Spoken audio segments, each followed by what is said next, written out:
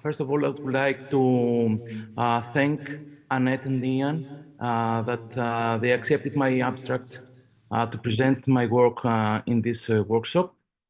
And I'm very glad because I just finished my postdoc, and now I'm ready to present it to you in the workshop about lexicography and neology. Today, we will discuss about the designing digital lexicon of poetic neologisms. And I have taken as a case study in Kazantzakis' work in Kazantzakis' poetry. First of all, we will discuss a very brief theoretical framework, and we pointed more in the empirical framework about the methodology, how we design, create, and develop the lexicon, the macrostructure and microstructure. Neology, as all of us know, is the refreshing breath that governs language and writing it with innovation and creative expression at all its level. But by the term neologism, we refer to any new word or any new meaning of a word which enriches a language as it is used either actively or passively by the linguistic community. Going to our case study, in the present research, as a case study, we deal with the epic poem Odyssey of Nikos Kazantzakis, which is thematically the continuation of Homer's Odyssey. Kazantzakis' Odyssey consists of 33,333 verses in 24 rhapsodies. Kazantzakis revealed as a word finder, an amateur linguist who has constantly seeking the vernacular word type as more intensely expressive, using in his epic thousands of undictionary words, which are mostly compounds and multi-compounds words. Our aim is to describe the design and construction of a specialized digital dictionary with the poetic neologisms of Kazantzakis in the absence of specialized dictionaries in Greek literature, in order to be a useful tool, but also a model for the development of similar literary dictionaries as a tool in literary research. The literary or otherwise the poetic neologisms are naturally a creative derivation of neologisms and part of neologisms, mainly in the writing of speech, as they are the creatively literary expression of authors.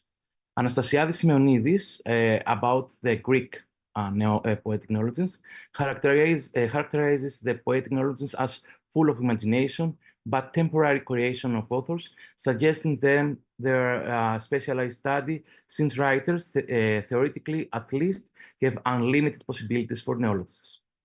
On the other hand, Charalambakis, both in his study on neologisms and in his special studies on style, places particular emphasis on the neological poetic creations of Greek authors, and also several scholars, among them Christophidou, Koya, Charalambakis, and Mathioudakis, deal with the search for neologisms and neological words in literary text, characterizing the specific poetic neologisms as elements of the author's style.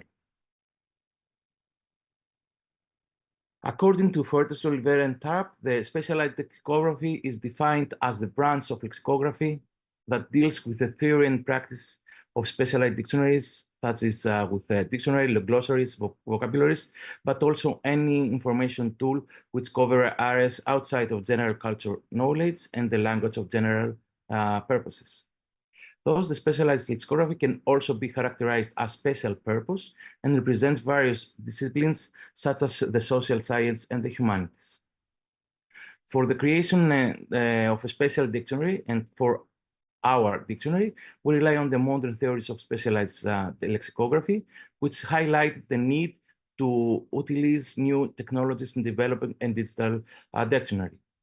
According to Gauss and Tarp, in contemporary lexicography, contextualization and personalization is a major issue, as lexicographers often had unfulfilled dreams of new possibilities in the digital environment.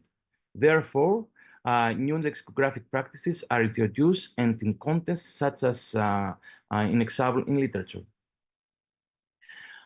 Going more closely, we have searched about the dictionary and glossaries concerning English literature works, and we present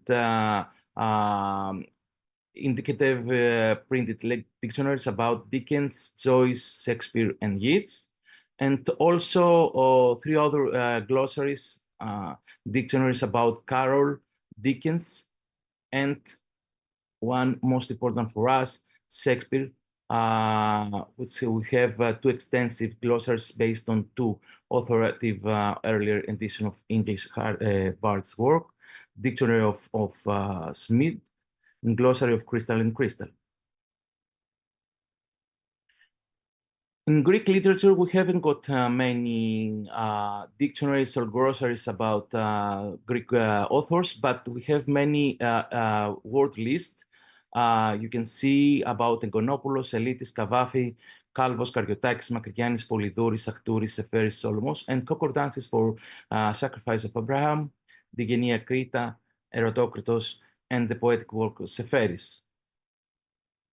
At least we have 2 dictionaries, glossaries about Greek works, Greek literature, because we find that the special dictionaries in Greek writers are extremely limited. One is Dictionary of Solomos by Kapsomenos, which is essentially a word list of the Greek language work of Solomos.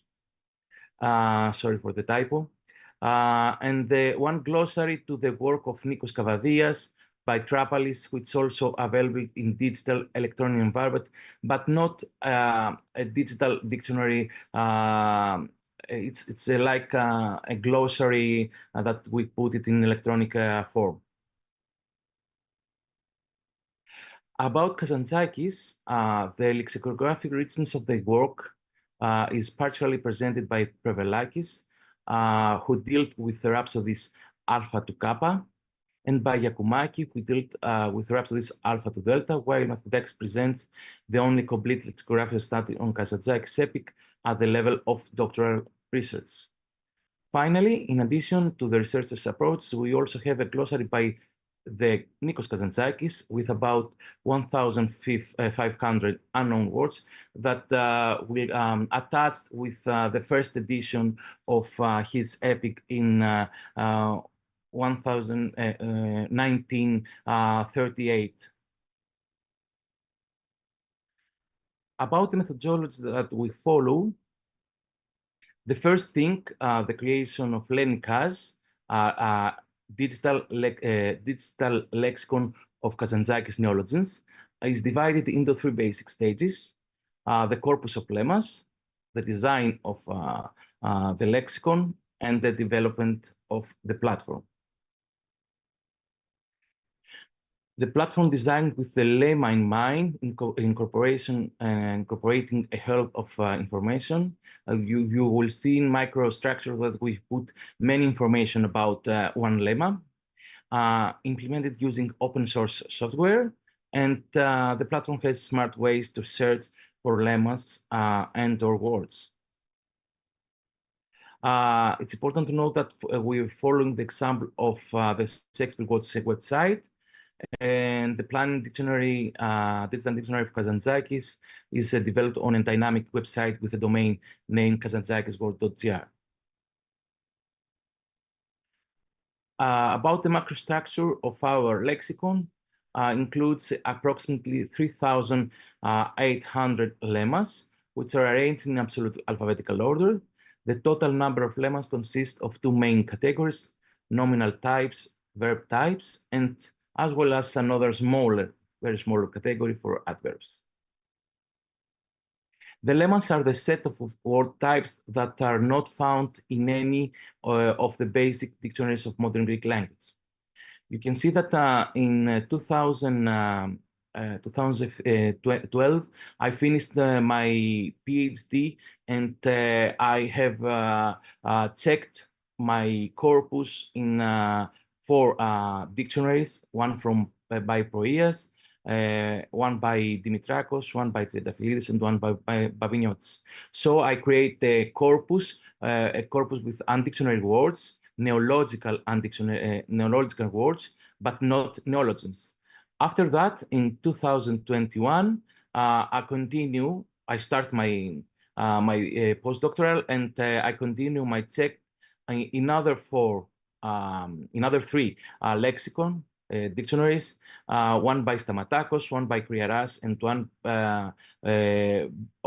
of the Academy of Athens by Haralabakis. Also, from 2022 until today, I checked my corpus in the archive of the Academy of Athens, so I can reveal you some numbers.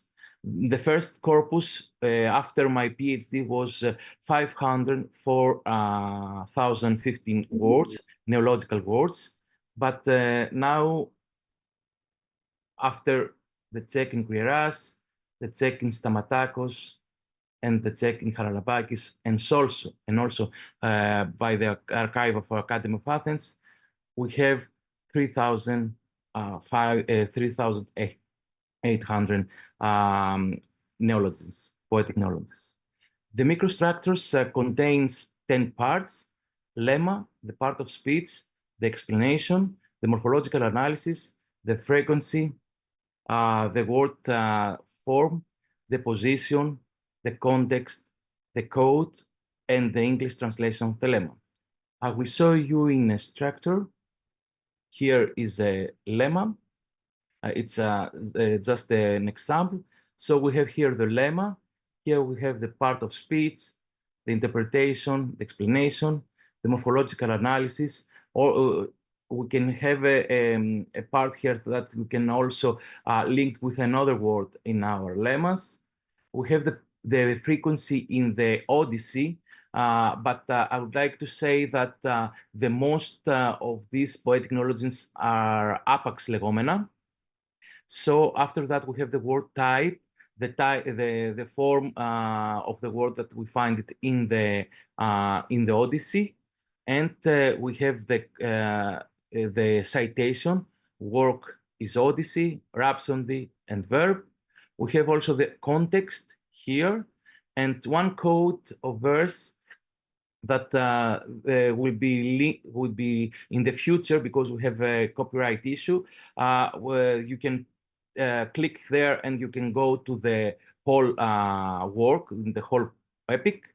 And after that, we have the translation in English by Kimon Fryer, because Kimon Fryer translated the Odyssey of Kazantzakis after the first publication in 1958. So you can see the schema, and we can go to discuss the examples. I have 4 entries: one noun, one adjective, one adverb, and one verb. I know that the lexicon is in Greek, so you can find some in Greek. So I'm going to the first example. We have the word cosmoparoritis. You can see here the English translation, so you can maybe help you, and you can see how you can find it in the lexicon.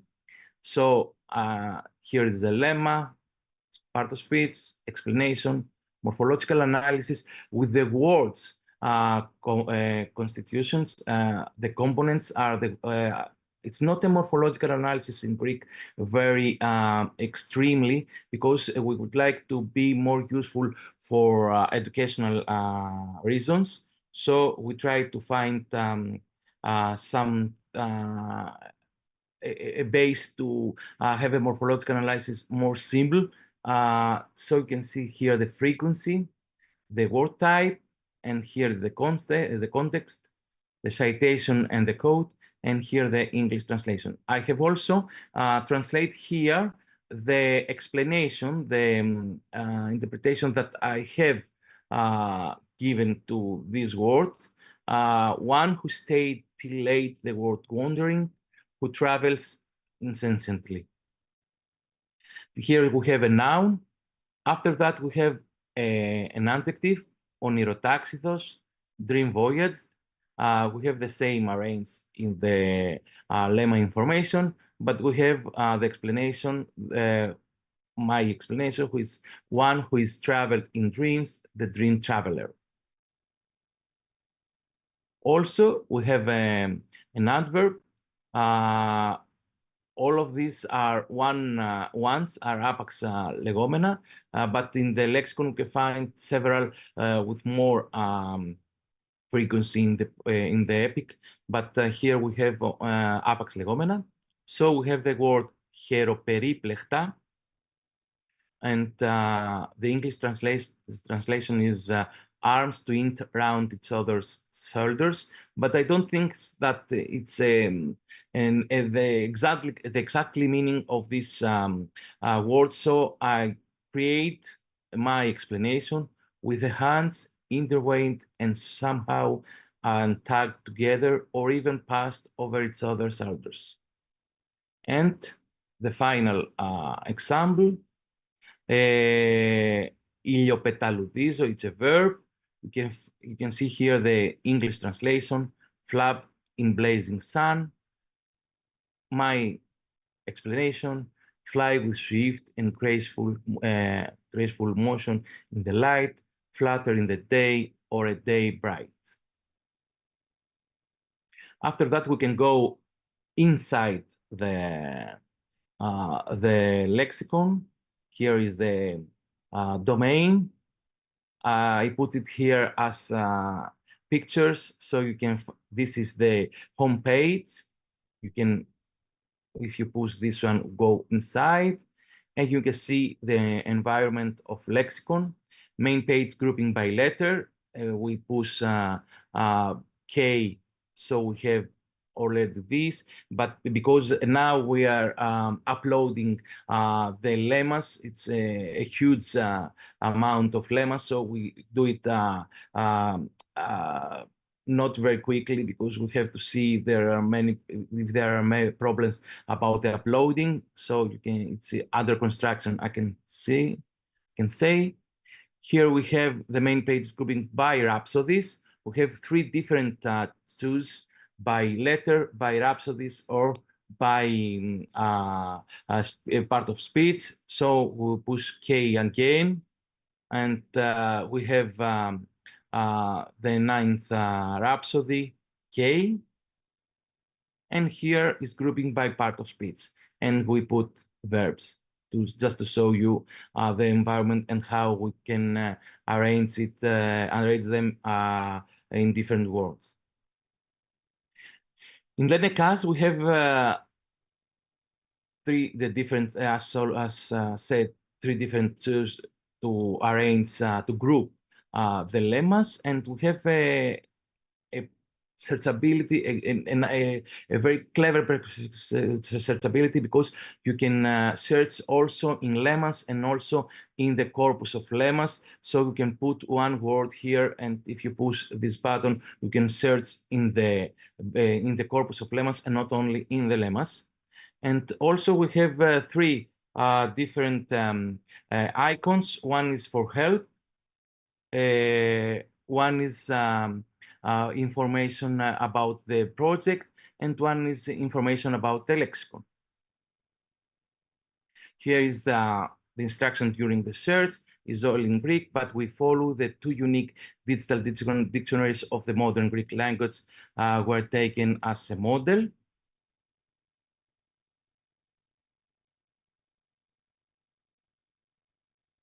And as epilogue, and a general conclusion, need to design and create digital special dictionaries for modern Greek writers in order to outline aspect trends of poetry and poetic language, to describe elements of the modern Greek language in general, to integrate into the modern digital environment, and also some particular conclusion.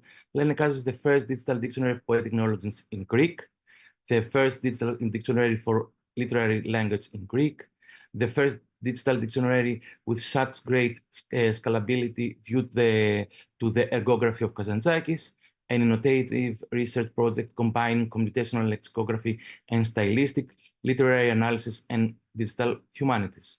The LN6 offers an ideal micro-macro structure for any digital effort to depict literary language, poetic neologisms, or literary concepts in general, and can be a useful tool as it is directly connected to education for teaching language as L1 or L2 and literature, but also for its use in morphology, neologisms, and lexicography courses. Future research proposal of specific Kazantzakis neologisms to be lemmatographic in modern Greek dictionaries, linking word types to the text of the Odyssey for automatic quotation of the verses. I said it before, with the code, and linking the types of words with the whole Nikos Kazantzakis work. I would like to thank the University of Granada and the Department of Greek Philology because I accepted an academic scholarship from them to start and finish and complete my postdoc. And thank you for your attention, and I'm here for question and discussion. I think that I am on time.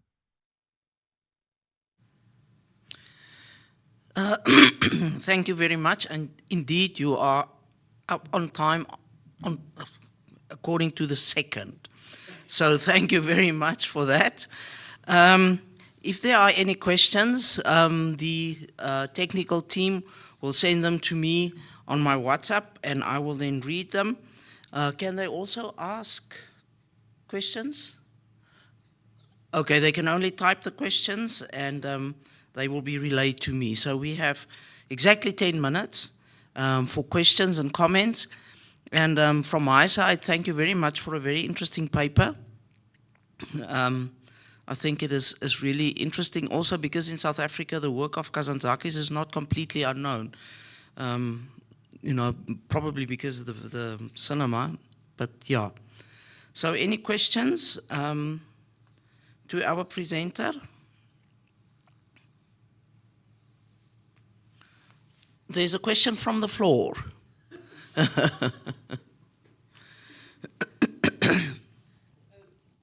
You say that I need to type? No. Oh, okay.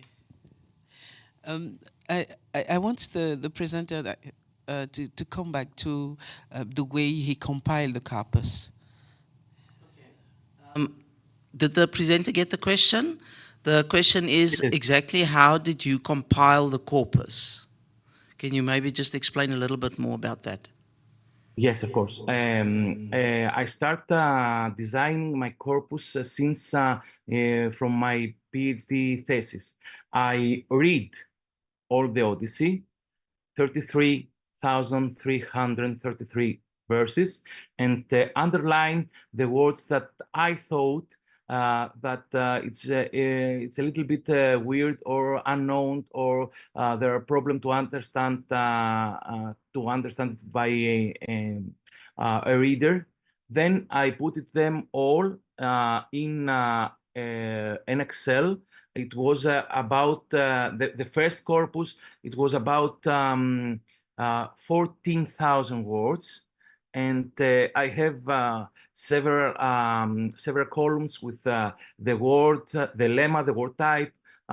One example from each lemma from Odyssey, and after that I start checking my corpus in the dictionaries.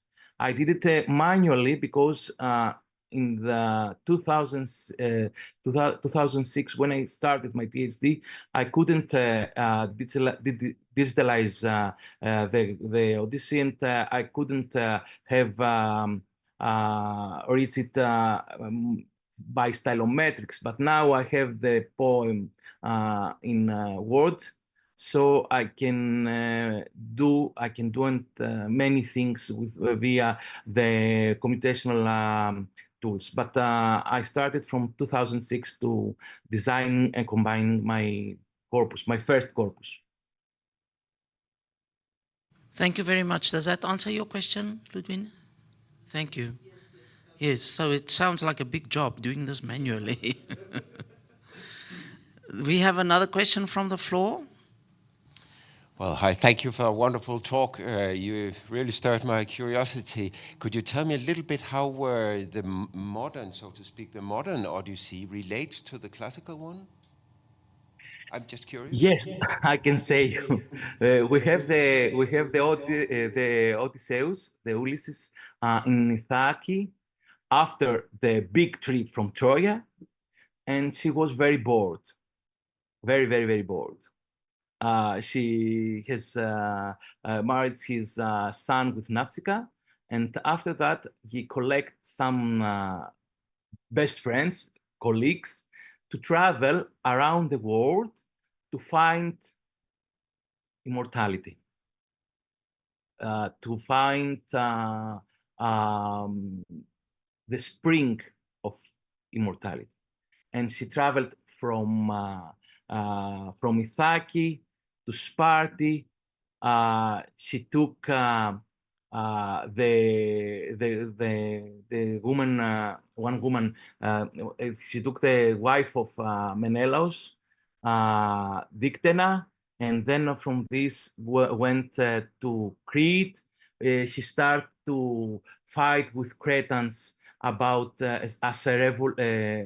a Cretan revolution, and after that he goes to Africa and goes down from Nilos and go down to the north, to the South Pole, and there she died because all this trip is a philosophical trip, but the new sequel, the sequel of Odyssey, is a philosophical epic poem, but I think that we can find a great thesaurus of linguistic elements inside them. That's why I started watching and researching the Odyssey by linguistic view. But the main theme of the Odyssey, the Kazantzakis Odyssey, has a philosophical base about the people, about the God, about the gods, about the immortality and how we can win the death. And then she died. Okay, thank you very much. I have a question here sent in from John Humbly, who says, thank you for the fascinating talk. And he asks, to what extent is your dictionary structure transferable to other literary genres? Would it also be applicable, for example, fantasy? I think that with the microstructures, yes, you can input lemmas, neologisms, or words from fantasy, because we have different fields in microstructure. But the more fascinating thing in this work is to create your own explanation, because the most of these neologisms are not exist, of course, but they are fulfilled with fantasy. So you can use your fantasy to have an exact explanation from each part of these words. But I think that we can use it also in Greek or in English literature or in another language, because when I saw the Shakespeare words dictionary, which is online, I saw that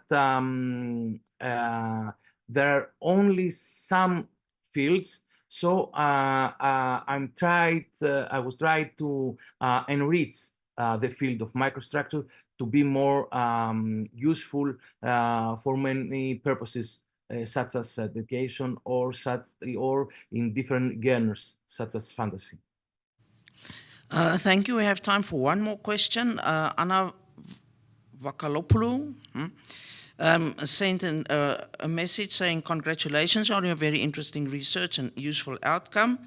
Apologies in advance for a language-specific question, but she was wondering, did you discover any orthographic variants in your research of these neologisms within the Odyssey corpus, or were they all uniform? So it's about orthographic differences. Yes, of course, because Kazantzakis based his Odyssey in the Cretan dialect, but we try to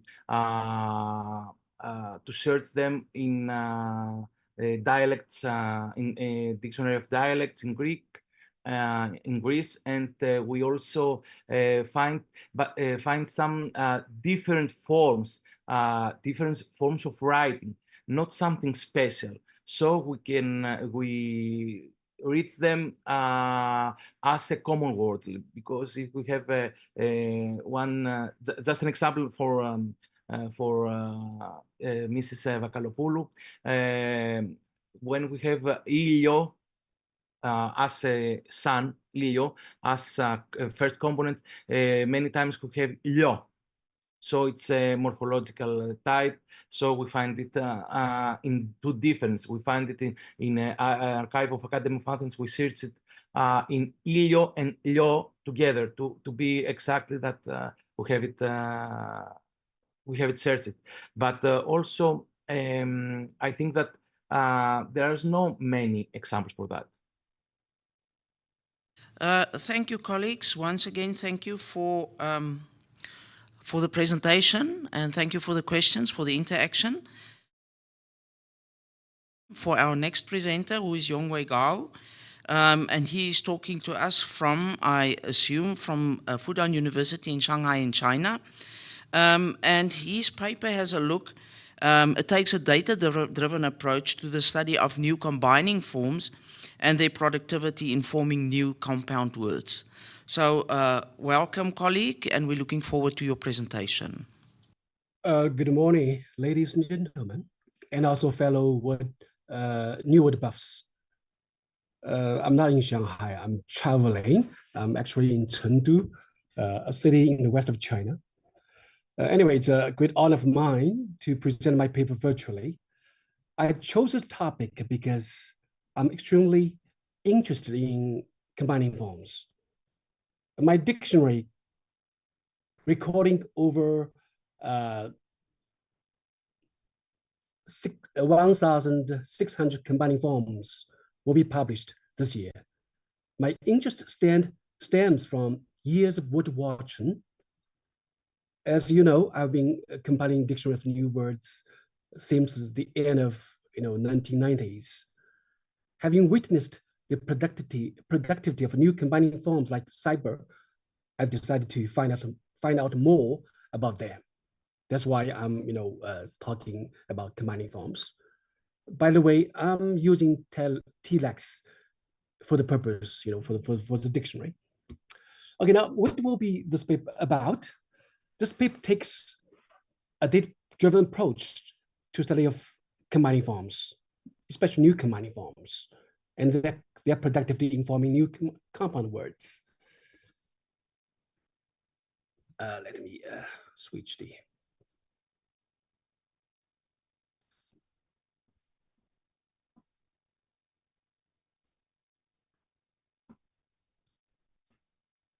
The existing and new combining form to be studied are numbered at about 20, including new classical elements and clipped forms of existing words, such as perma from permanent, apocalypse from apocalypse, razzi, paparazzi, robo, robot, tacular from spectacular, and fantastic from fantastic, and also the above-mentioned combining forms. The productivity of all the combining forms in question will be examined with the help of dictionary or corpus data, and a mechanism in forming compounds with combining forms will also be investigated. The status of neologisms as compounds and blends will be scrutinized as well. So what is a combining form?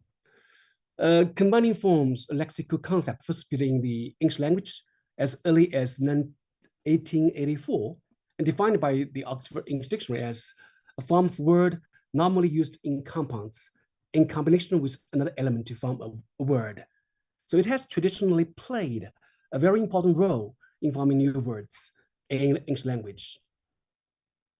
Here are some examples. As you can see, most of the examples, in the picture are rather difficult because they are technical ones. And as a matter of fact, technical combining forms are seldom studied. And in my dictionary of combining forms, I include many of them. And from my dictionary, I also find that the most productive of all combining forms is micro. The reason is that we can find at least maybe 1,000 words, compound words, recorded by dictionaries, especially dictionary of large size dictionary like the OED, And another popularly used combining form is phobia. We have a great variety of phobia. Many even new words, they are also formed by phobia, like cyberphobia, as mentioned here, and also technophobia, right? Okay, now let's come to the productivity of combining forms. Technical combining forms like immunology, and the plasty, the forming of something is a medical term, as a matter of fact. So they have spawned at least 100 technical terms. Like affixes, combining forms can be used to attach to existing words, word elements, and even other combining forms to form new compounds. Traditionally, the productivity of most combining forms is paled by comparison with that of affixes. Unlike affixes, the number of combining forms has always been on the rise, while there are seldom new affixes emerging in English language. So cyber, for example, is a relatively new combining form, and it has been very productive in forming new English compounds whose number may have amounted to dozens or even over 100, as are recorded by major English dictionaries such as Collins English Dictionary and Oxford Dictionary of English. Frequently used cyber compounds include cybertech, cyberbullying, cybercafe, cybercrime, cyberespionage, cybershopping, cyberspace, cyberterrorism, to mention a few.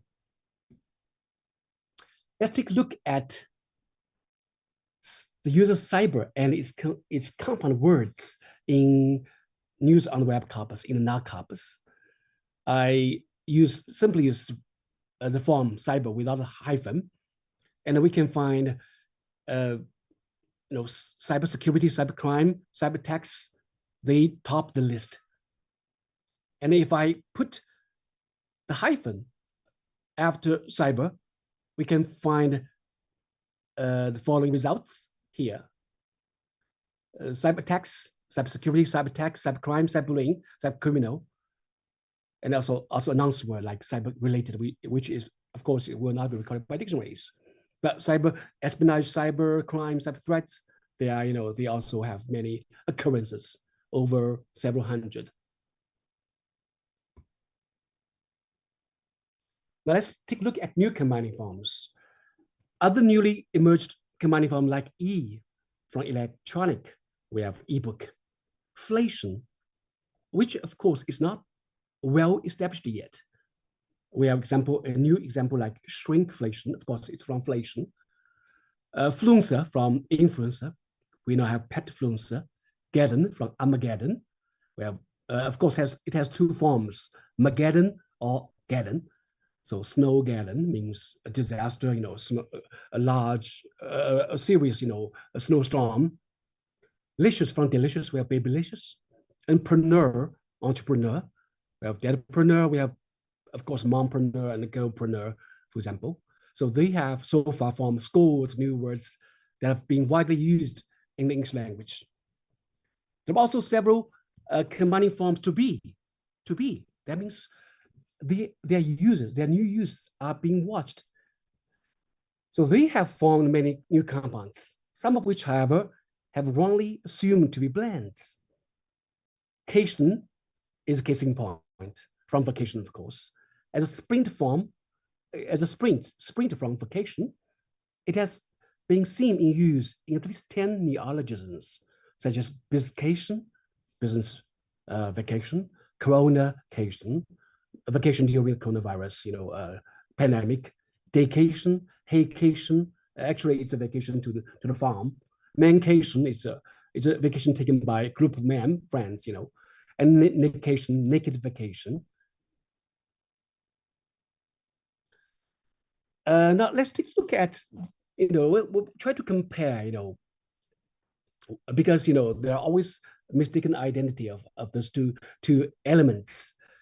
As a result of their vitality, the current number of command forms has apparently far surpassed that of affixes, as is shown in the Oxford English Dictionary, in which there are over 2,000 commanding forms. Of course, among them, I believe 1,700 might be, are still being used. The other several hundred, I don't think they are still productive. That's why, in my dictionary of commanding forms, I only include 1,600, But for affixes, there are only several hundred. At the most, I think like 200, including both prefixes and suffixes. So let's take a look at, some of the, I asked, ChatGPT for the number of affixes in the language.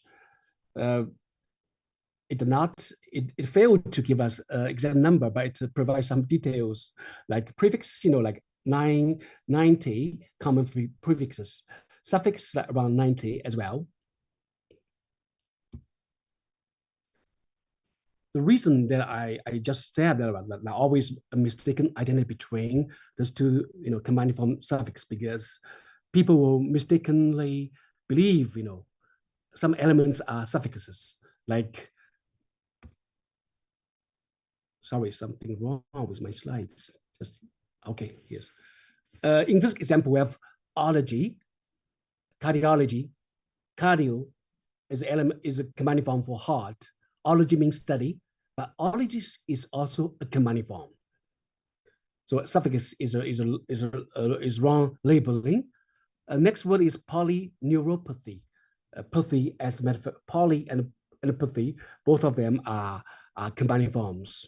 So the second example is formed by 3 commanding forms rather than a prefix, a commanding form, and suffix.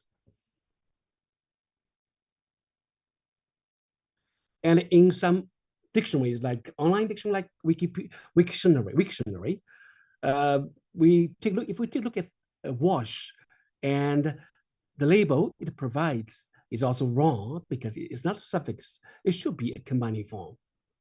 As a matter of fact, it's a very new commanding form because we don't have many examples showing watch as the final element. So has watch become a legitimate word element? Not yet. I guess it's not yet. If yes, it's a suffix or commanding form. If yes, it should be a commanding form rather than a suffix. Okay, now the compounds formed by this commanding forms are selected from major English dictionaries like the OED and several Neologism dictionaries that I have compiled, such as a 21st century English Chinese Dictionary of Neologisms, an English Chinese Dictionary of Neologism in New Era, and also English Chinese Dictionary of Neologisms in present-day English.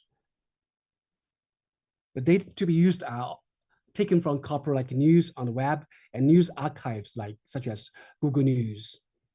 This is the cover of one of the dictionaries I mentioned. It was published last year by the Commercial Press in Beijing. Okay, let's take a look at methodology and procedures.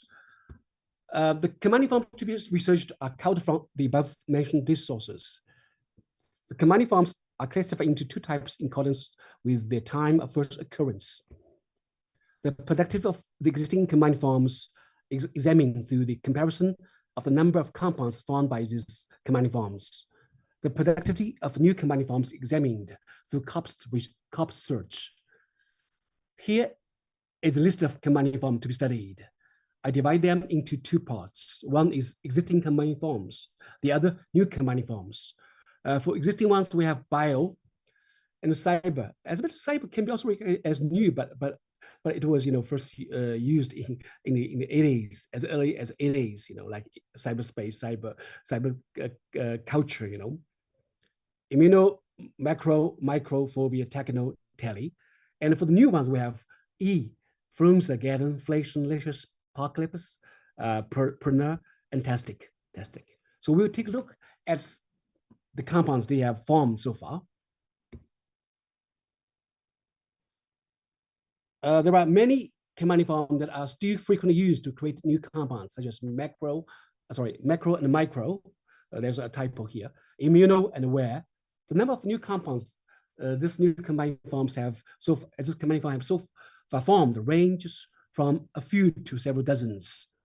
Besides, some of these compounds enjoy high frequency in copper. Overall, new compounds containing commandiforms have at least amounted to thousands, accounting for a big proportion of all the neologisms. So here is a picture of most, micro words, actually new compounds formed by micro. The number amounts to at least 100, over 100, in the new dictionary I've just mentioned there. And here is macro and its compounds. Just disregard the Chinese part because it's a bilingual dictionary, but just take a look at the word list. We have micro beer, micro blue, micro brewery, macro environment, etc. Next, we'll move on to immuno and its compounds. Although it's a rather old word, right, old element, because it has been in use for several decades, but it's still producing new compounds. So we have a dozen of them as you see from this picture. Next, we'll take a look at where, of course, it's software, where and its compounds. We have bossware, adware, abandonware, at least like 30 of them, most of them new words. The appearance of such words, of course, can be attributed to the popularity of the internet and computing, of course. And here is the list of new commandiforms. So we have Frunze, Gaden, Licious, Perma, Apocalypse, Pernah, Rutzi, Robo, Tacula, Tastic. And what about their productivity? Let's take a look. So I single some of them out. First is Pernah. Firstly, I look up, Pernah without hyphen in the null corpus, and we have entrepreneur, of course, it's the original word, solopreneur, entrepreneur, mompreneur. Most of them, have occurred over 100 times, right, in the corpus. So we have enough reason to record most of the compound words in newer dictionaries or even larger size dictionaries. Then we have a picture showing Pernah with its hyphen. Oh, sorry, I'm not sure. This is one. So we have solar, kiddo, agri, mom. Obviously, their number is paled by comparison with the previous slide. Then we come to licious. We have to disregard some of the example words because they are not formed by licious. We will come to the fourth one, bootylicious, and blacklicious, winterlicious, right? Summerlicious, they are examples of licious. But obviously, it's not that productive as compared with with Pernah. And then it's licious with hyphen. Most of them occur in just a dozen times. Okay, now let's move on to Frunze. Obviously, Finfluencer is the mostly used, Frunze compound word. And then we also have mompreneur, cleanpreneur, skinpreneur, blah, blah. And the next slide we show it's, use with hyphen. So momfluencer comes first, in this slide. We have fitterfluencer, finfluencer, and dogfluencer, etc. And sometimes a commanding form can obtain a new meaning, as in cryptocurrency. Originally it means, in secret, but now it means of, cryptocurrency. So we have crypto asset, crypto mining, crypto native trading exchange, and they also have occurred, over 100 times. And then the example of commanding form to be cation, whether we have enough evidence showing it as a new one. Let's take a look. So we have staycation, vacation, education, of course, is wrong right now. Same communication. Racecation is a very good example, and also sparcation. Daycation, homecation, singlecation. They are also examples of cation in actual use. But now, if we take a look at staycation, we may find that it's a blended word. But maybe several years later, people regard staycation as maybe a post-child for cation used as a new commanding form. So is it possible that this word will be viewed as a compound word in a few years? Let's wait and see, Okay, now let's take a look at the major findings, of the number of new compound forms with commanding forms is rather considerable, accounting for a large proportion of total of new compounds. Secondly, new commanding forms emerge at a faster pace than ever before, especially words. They are splinters or a clipped form of existing words. Thirdly, many new commanding forms are clipped forms of existing words. Yeah, I just mentioned that. Okay, now, finally, only a few new commanding forms are very productive. I've just mentioned preneur is productive, but malicious is not. Garden, apocalypse, tecular, tastic, although they are very new, but the compound words they are formed, the number is not, we don't have many examples for them. And besides many compounds formed by such combined forms, they are not durable. Some of them might be nonce words. They may occur, only a few times. I believe my time is up, and thank you for attention. I welcome, any questions from you.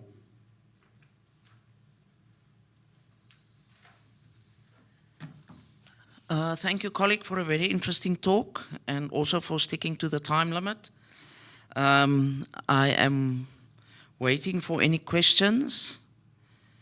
I must say, if you will allow me one comment, I was very happy to hear that you used T-Lex, which of course is a South African product.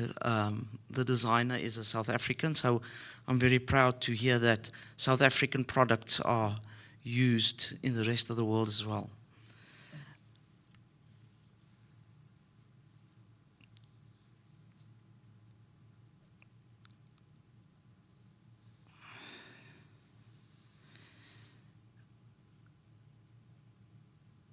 Okay, I have a question from Chris Halen.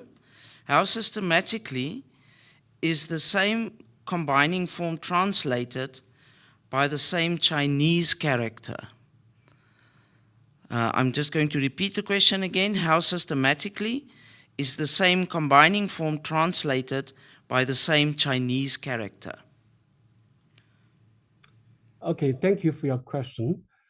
I don't think we will take time to translate them because they are clip forms of existing words, and the translations of those existing words are well established. So we just take them from their original words. So we don't have to translate again.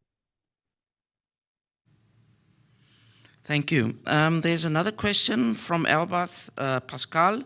Thank you for your great presentation. Have you also been looking at combining forms in Chinese and comparing combining forms in compound words in Chinese and English? Very interesting question, because we don't have a concept of combining forms in Chinese. As a matter of fact, we have the concept of affix in Chinese, but this concept is also borrowed from the English. So in recent decades, we have seen many Chinese characters that are used in the same way as affix. Usually, suffix as suffixes. So people now are also paying attention to affix, but not combining form, which is different, totally different, in Chinese. Then there is another message from John Humley. Thank you for the very innovative talk. Could you explain the relationship between combining forms and blends? Okay, thank you for the question. It's also a very interesting question, because there's always something that's not clearly defined between them. If I can liken combining forms to a piece of brick, a blend, actually is something formed with bricks or other elements. I compiled a dictionary of blends also several years ago, and it was published also last year, and it contains 1,200 words, blend words, portmanteau words, and among them, some of them might not be viewed as blends anymore, because just I've mentioned the example staycation. If cation is regarded as a combining form, then staycation is not a blend, it's a common word. So we will see many examples in translation. So it's very hard to pinpoint the exact status of them, at a particular moment. We have to view them, historically, I think, in the historical perspective. Thank you, colleagues. That seems to be all the questions. And I now hand over to my colleague, Ilan. I have a question. Thank you very much for your interesting talk, Yongwei. Could you elaborate on the distinction between cases such as mancation, which you said means a vacation taken by a group of men, in which is not obvious to those who are not familiar with it, and another one like, let's say, cyberphobia, which is basically very clear to anyone. What would that mean? Do you make a distinction between such groups? I do not, classify them from semantically, because some of them are semantically opaque. Some of them are very transparent, like cyberphobia. But because they are, especially phobia is a well-established combining form, so I think we don't have to explain them. But for mancation, because cation is actually a combining form to be, so there are lots of confusion surrounding this. We have to, have more examples to show it, and I have to explain. Because there is a trend of using man as an element in forming new words like mancation, manhole, man nurse, like male purse, and male nurse. Lots of man words form, through this way, and they have to be explained because they're not opaque, they're not transparent. Well, that's exactly the point. The difference in the level of transparency between these kinds of words. And I'm interested particularly in what would be included in a dictionary, in a lexicographic resource.